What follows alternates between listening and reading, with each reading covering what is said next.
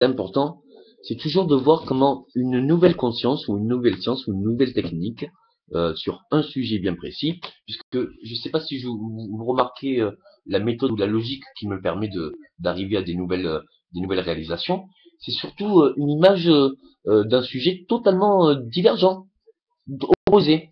Mais si on prend même l'opposition et qu'on applique la même logique, et qu'on remet après sur le sujet qui n'a rien à voir, du coup, on a une idée, pas réaliste, mais une idée qui est objective selon un sujet. Et après, par rapport à l'adaptation, essayer de voir la même objectivité, ça peut nous donner des éléments qui peuvent se réaliser ou pas, ou enfin si ça peut être vraiment compatible ou pas. Donc du coup, par exemple, quand j'avais compris que pour le courant alternatif, du coup, j'avais vu que oui, ça faisait une courbe sinusoïdale. Du coup, je m'étais dit, ben, dans la sinusoïdale, est-ce que dans les crêtes ou les bosses, on peut y mettre un data? Du coup, on s'était rendu compte que oui, l'électricité, on peut l'avoir par l'internet, on peut l'avoir par électricité. On avait vu aussi que tous les appareils électriques, du fait qu'ils étaient électriques, peuvent avoir des comment ça s'appelle des actions, on peut modifier les applications. C'est-à-dire qu'on peut avoir un accès à tout l'électronique par l'électricité.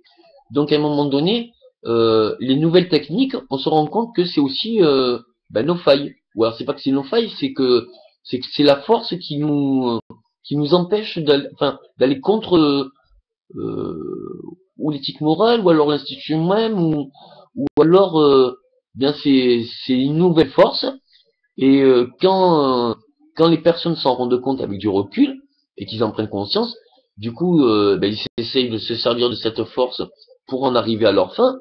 Et donc, une force, ce n'est qu'une force. À bon escient, c'est une bonne réalisation. Et ça permet une bonne action.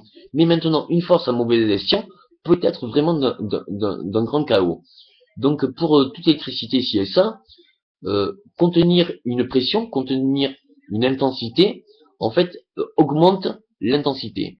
Donc, il faut toujours, par exemple, ce que je fais, il faut toujours, entre l'action et la réflexion étant la pression, réelle intensité, et l'action étant la délivrance de cette pression. Donc, du coup, j'essaye de moins m'éparpiller sur vos avis. Ce n'est pas que c'est pas prioritaire, ce n'est pas que c'est pas intéressant, bien au contraire. Mais à un moment donné, comme je sais que même quand on veut faire bien, par exemple si on fait bien 360 jours, les 5 jours où on n'en a pas la capacité psychologique ou autre, bien du coup c'est très très mal perçu parce que les gens sont habitués à ce que justement vous avez une attitude profonde. Et inversement, pareil. Un paradoxe, plus vous parlez, plus on veut que vous fermiez votre gueule. Moins vous parlez, et plus vous voulez qu'on parle. Donc du coup, est-ce que je vais finir par me taire ou autre? Je sais pas. Je pense que dans l'intelligence générale, il faut vraiment d'abord faire avancer bien des consciences pour donner une nouvelle matière grise. Je dis pas que c'est des raisons, au contraire, hein. C'est juste des points de vue subjectifs qui peuvent faire mettre ou des nouvelles consciences, ou qui peuvent permettre de voir comment ou quelle méthode pourrait permettre d'améliorer ou de perfectionner en gardant ce qu'il a été, mais le modifiant à nouvelle évolution. Quand on regarde par exemple les voitures qui peuvent être maintenant autonomes, on peut regarder la technologie, oui, se garer automatique, ici et ça. Se garer automatique, ça veut dire que au moment où il plante et que nous on en a pris l'habitude, mais plus personne n'est capable d'un créneau. C'est-à-dire que même là, en se garant tous les jours avec un créneau, des fois on a du mal. Mais bon, comme c'est dur et qu'on le fait tous les jours, bien on maintient son comment ça s'appelle son savoir-faire, quoi. C'est pas si dur que si on ne savait pas. Or, moins on aura d'utilité et plus on perdra aisance à savoir-faire. Donc du coup, il faut toujours voir à quel point l'évolution peut être une nuisance, parce que toute chose a un pour et un contre.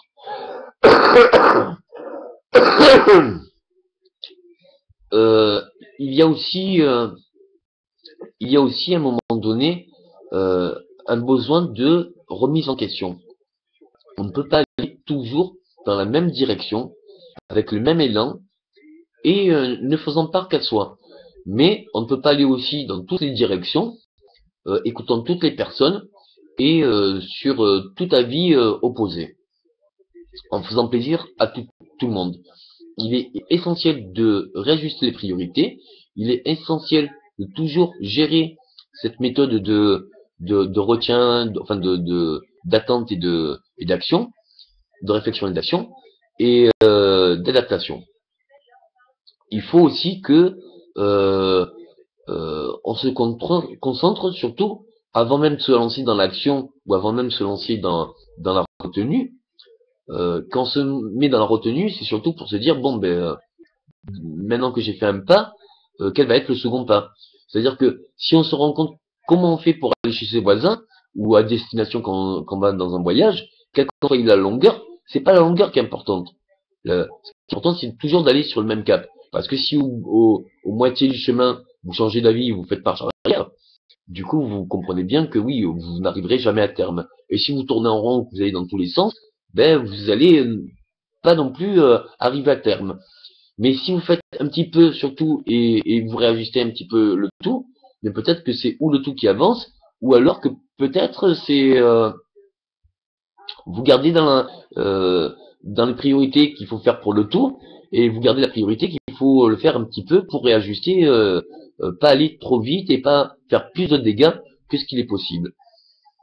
Donc on peut faire toujours, on peut élever la technologie, on peut élever l'éducation, on peut élever les sciences, de nouvelles sciences, créer des sciences, réadapter les sciences.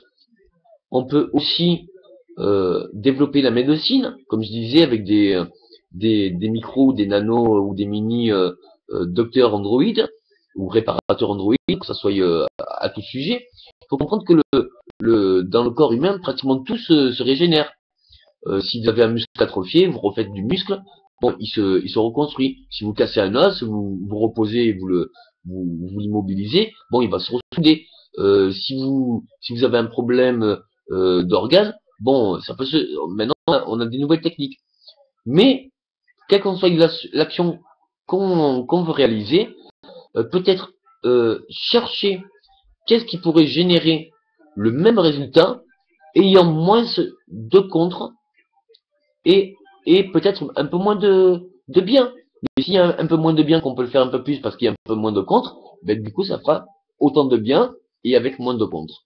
Donc il est essentiel de toujours innover, toujours se poser des questions de est-ce que c'est bon d'innover, est-ce que c'est bon de garder l'ancien et le perfectionner, est-ce que c'est toujours, si on veut répondre à un problème grand, complexe et presque chaotique, donc le chaos, c'est toute place non ordonnée.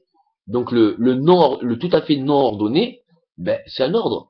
C'est l'ordre qui ne correspond pas. Donc voilà, en prenant sur une action qui est lue soi-disant avec un hasard, le hasard peut se calculer, tout peut se calculer. Mais si vous prenez les bonnes probabilités, les bons facteurs qui rentrent en compte.